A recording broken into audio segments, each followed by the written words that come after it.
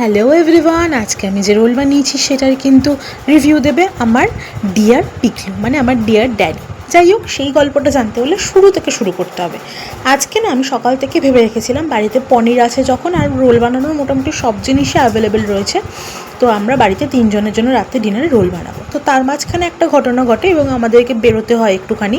তো যাই হোক, আমি কিন্তু দুপুরবেলায় ময়দা মেখে রুটিটা করে নিয়েছিলাম এবং সমস্ত পুর, মানে এখানে দেখো এই যে গাজর, ক্যাপসিকাম কেটে রেখেছি, শসা কাটা, পেঁয়াজ কাটা, লেবু কাটা, কাঁচা লঙ্কা কাটা, রুটি বানিয়ে রেখে দিয়েছিলাম। খালি ডিমটা দোকান থেকে এনে রাত্রিবেলা বানানোর প্ল্যান ছিল।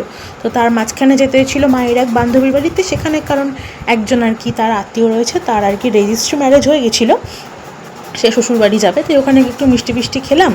দেন কিন্তু আমি বাড়িতে পুরো রুটিটাই বানিয়ে রেখেছিলাম, কারণ জানতাম কারেন্ট থাকবে না, মানে আমাদের যত রান্নাঘর লাইটটা কেটে গেছে আর অনেকটা উঁচুতে, আমি আর মা কিন্তু হাতে পাই না রাখার জন্য। দেখো ওইটা হচ্ছে পুরো লুকটা কোল্ড ড্রিঙ্কস দিয়ে, মানে ওই ক্যাম্পা কোলা দিয়ে নিয়েছিলাম, অরেঞ্জ ক্যাম্পা কোলা দিয়ে সাজিয়ে।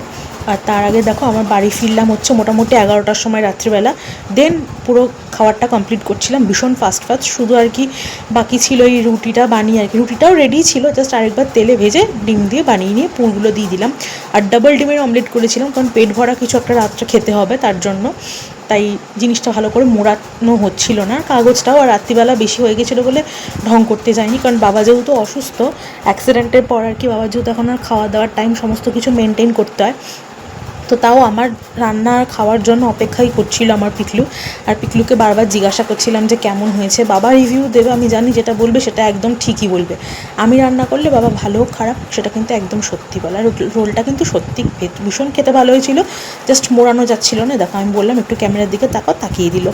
যাই হোক, এই সময় মা যেহেতু আমার ফোন দিয়ে মায়ের ফ্রেন্ডদের সাথে কথা বলছিল, তাই সাউন্ডটা শোনা যায়নি। এখানে দেখো আমি খাচ্ছিলাম রোলটা, ভীষণ ভালো লেগেছে। বিশেষ করে পানির রোল এত টেস্টি হয়েছে, এর মধ্যে একটুখানি চিকেন কুচো দেওয়া থাকলেও বেশ ভালো লাগতো। আমার কিন্তু এরম রোল খেতে ভীষণ ভালো লাগে, দোকানের থেকে আমার বাড়ির খাবার কিন্তু বেশি ভালো লাগে।